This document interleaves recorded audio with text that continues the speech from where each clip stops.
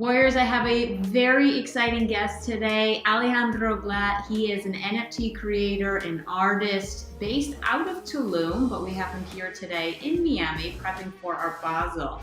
He's the creator of CryptoPapayas. We'll talk further on that, but we are going to jump first into a little intro and then what are NFTs? Are they sustainable? And how can they be used for good? Alejandro, bienvenidos. Hi, thank you for having me, Sarah.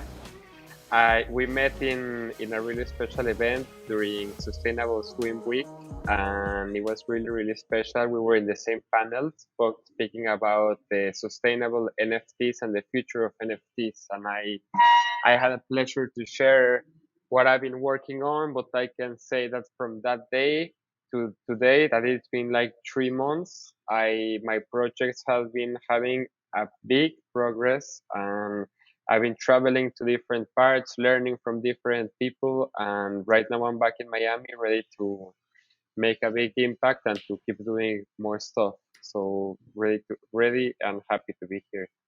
What brings you back to Miami? What are you working on? Aside from what I see in the background, for those who are watching this, you have a sneak peek. Tell me more. So right now I'm staying in what we call the Papaya House. It's my dear friend Kingsley and my collector and investor in the project. He invited me to stay in this place, and basically I'm turning the whole house into a gallery space. I have 4 TV screens and most of my artworks in here, so this is going to be like my headquarters where we're gonna be doing and cooking all the fruit magic for these next upcoming weeks. I have more than 15 events confirmed during Art Basel, Art with Me, and it's going to get crazy. And right now I'm just like preparing for the freshness storm, as I like to call it, because I know it's gonna be super hectic. And like I have, for example, on December 4th, I have 4 events confirmed. I don't know how I'm going to make it happen, but everything will happen, and everything is just part of the movement, and it's about sharing the word, expressing, and just like making more people be aware of what's happening and what am I doing and how I'm seeing art as a platform to share the message that I really have to share with the world. Da poca madre. So I want to jump into a little bit deeper too, and I got to throw some Spanish slang in there, you know. Part of what I want to talk on. So the art that you're doing, you have physical art. There's tangible physical art, but then you're also an NFT creator as well. Can you explain in general terms what your NFT art is? For those the audience knows a bit about NFTs, but what is your NFT experience? My NFT experience, everything starts actually a year ago in Tulum in this festival Art with Me, where I did this big mandala made out of real fruit. And a guy comes to me and he says, I want to buy your artwork. And it was a piece made with real fruit, real oranges, real pineapples, everything on a circle on a mandala. And I was like, sorry, but I can't sell this piece because it's ephemeral, it's real fruit. And he was like, well, bring it to my house in LA and every day change it for new fruit. And I was like, no, this is not possible and I can't commit to do this. So a conversation ended there, and I kept thinking like, okay, I'm making art out of real fruit. There's someone interested in buying my pieces. What can I do? And like that's kept in my mind for weeks. And then one day in a conversation, I was down in Costa Rica. A friend told me about the NFTs. That was the first time I heard about NFTs, and that's how I noticed how there's a way to make ephemeral art, such as fruit art, like I do, last longer and last forever if you put it on the blockchain. And if you create an NFT of something that is an experience, you're able to really keep it forever because it's digitally in there. So it was a really interesting way for me to understand how art can be represented in a digital way, something that is physical. So I started exploring more the concept. I started more like learning about different marketplaces, different like currencies stuff, and I really really got deep in this. And by coincidence, I came to Miami to do a fruit ceremony, a fruit Shabbat, because I also one of the parts of my Feel the Fruit project is to do activation ceremony and feel our feelings through fruits. And it happens that there was this the Bitcoin conference on June 4th. So I came and I was impressed of how much art is migrating to the NFT space. And from June to today, I've been learning every single day and started collaborating with other NFT artists, starting to collaborate with the other like platforms such as like a Bit Basel, NFT Basel, and like I know my project is something different than most of the NFTs because most of the NFTs are really something really, really technological glitch. I don't know. And the fact that my project is so natural, but at the same time so technological, I'm like merging these two worlds where fruit is the most natural thing in the world and NFTs is the most technological thing in the world. And I'm doing like fruit NFTs. So The it's synergy of something the two of them together. exact, We'll throw some exactly. B-roll too in there so they can see what the crypto papayas are specifically.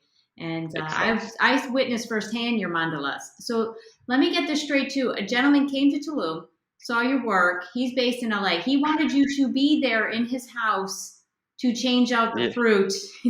every day, every day. When money talks, that's pretty amazing. Exactly, So I think a exactly. more sustainable way is exactly what you're showcasing and what you've created is to do the NFT artwork, which your latest line, we're going to go a little more technical here. It is on which blockchain? The CryptoPapayas is a collection that we just launched on October 26th, a few weeks ago. And it's a PFP collection. That means that there are 69 unique editions of all these CryptoPapaya characters. I created this animation of a papaya, and there's different variation of each of different papayas. So everything is built on our own marketplace. That's cryptopapayas.io, and everything is built in Solana. In This is Solana. a yes. So we selected Solana to make this and to launch this project. And from the day we decided till today, it has been up, I think, 45%. Like it's been crazy how it's racing, and With Solana, I correct? exactly, So I think what'll be exactly. interesting to delve into here, which is exactly, I'm assuming, one of the reasons that you went with Solana, but many will say that NFTs are not sustainable. They consume a ton of energy. I, of course, don't 100% in a general base agree with that. So I will give you the space and the mic to share a little bit about Solana and how it's a little more sustainable of an option. Thoughts, please. Exactly, exactly. No, so yeah, like for me and my project, I'm all about sustainable living. I'm really conscious about our planet. I'm really conscious about all the projects, and I only get involved in certain projects because I'm really aware of our world, and our like yeah the footprint that we put all the time. So by doing research, I also have received a lot of like critics, like comments of people saying, if you want to change the world, why are you doing NFTs? They're so bad for the environment. So I know the Ethereum is really affecting the world, yes, because all the mining and all the process.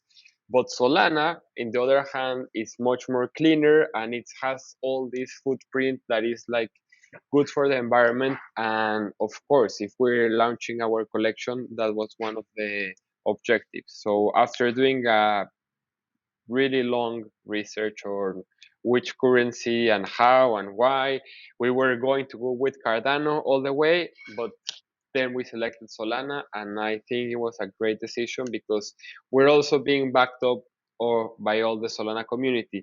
As you might know, all the all the currencies and all the NFTs, everything is about building a community. So by selecting Solana, we're really basically being part of the Solana community, because in order to own one of our NFTs, you need to have Solana in your wallet. So it's really all about making this community and really gathering the right people and the right time on the right moment. And backing up what you said too, there's when you mentioned about Ethereum, we're talking about Ethereum Classic because who knows? First of all, when ETH2 will come out, and that'll be a game changer. But I agree. There's a lot of sustainable push on Solana blockchain, which changes the conversation that it's wasting energy. Because I will also throw in the mix too. I mean, you're big into sustainability. How many other environmentally dangerous things do we do as humans on a daily basis that probably are a lot worse? I'm sure you can come up with some examples too. It's like it becomes a Yeah, comparative analysis, you know? exactly. Like all the flights that we take, all the car rides that we do, like cooking for those who eat meat, like we're all the time just harming our planet. And if we are conscious about what we do and how to do it, like it's something really important. And I would like to also to explain a little bit of our roadmap as the CryptoPapaya. Like when you become a CryptoPapaya holder, like where is this taking you? And my project, as I mentioned, is a Feel the Fruit NGO, and how us becoming part of it, you're going to be part of the DAO, which is the whole organization that we're creating in order to be part of the NGO. We have this objective of making a regenerative fruit forest in Tulum in Mexico. And by supporting our project, you're like basically becoming part of the project as well. So it's important to have a message, to have something. People, I am not the type of person or artist who likes people to buy my art just because their thing is beautiful or pretty or cute. Like my art is everything but cute. I'm like, I have a message, I have a manifesto, I have a movement, and every people who purchases and supports my project is being part of the change, and it's being part of really supporting something higher than me as a person. It's just a movement, and it's really, as I always said, feel the fruit, connecting humanity with nature through fruit awareness, And basically. I'm glad you brought that part up too because it has the altruistic ending goal where you're creating sustainable land and it has a collective purpose. You're absolutely spot on. It's about community, it's about creating a movement. And as artists, to have a message behind, and to have that come across is so important. Otherwise, it just gets lost with the rest of the buy this because it's really cool and it's trendy right now.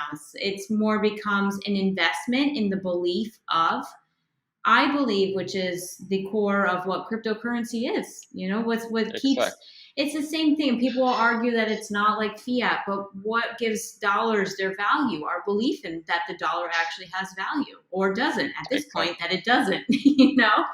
And too, being between Mexico and the U.S., how the value of the peso changes on a daily basis, up, down, and we're seeing it in the US now as well that it's devalued. So where are we putting our belief and our value into? And it's the exactly. regeneration and what can become.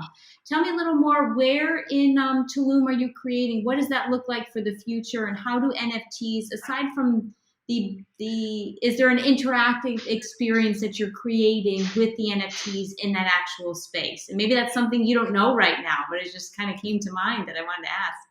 Exactly. So in our roadmap, we have this goal as the six goal, like by next year, by 2022.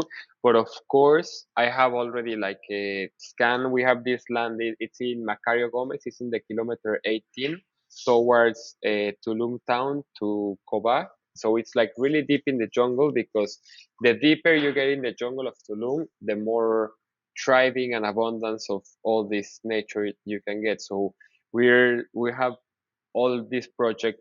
It's called Fruits to Roots. It's a project that I started and I presented it for Art with Me last year. And the whole plan is to make this regenerative fruit forest where people are going to be owning a part of the land as part of the NFT. So it's a whole movement where in the future we will be like making these parts of the land where you can have really the ownership of an NFT, that NFT is represented on a tree, is represented on a fruit tree, is represented on the fruit that you will get. So with all this generative art, we're being able to create like actual, to really map, because I don't know if you know, but for example, in Old Winwood, they're mapping the graffiti walls and they're transforming it into NFTs. What I'm, what is my vision and the vision of the project is to map the whole farm, to really map the whole, all the seeds, all the trees, and transform that into an NFTs and include it as part of the metaverse.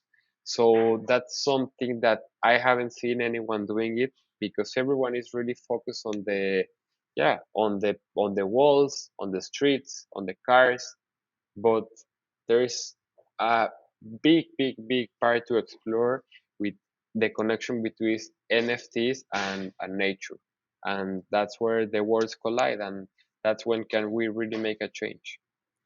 You and I are connected with many purposes and reasons. I'll save it for another conversation when we see each other during Basel, but there's a similar project that I'm creating, not papaya related, not Tulum related, but with seeds and nature related. So it's very interconnected. And to be able to, I call it, you have your movement, I call it the conscious crypto movement, because it's true. There's so much that is happening for good, for benefiting, for nature, for humanity. So thank you for being one of those beautiful humans that's sharing that message.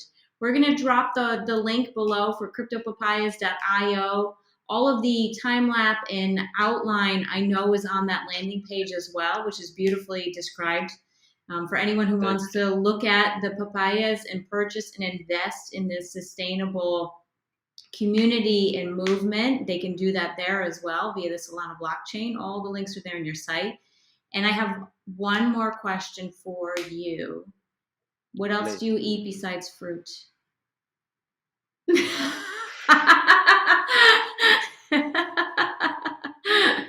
The thing is, like, I don't only eat the fruit. That's something I want to be clear out. Like, I do much more than just eat the You woke fruit. up and licked the mandala.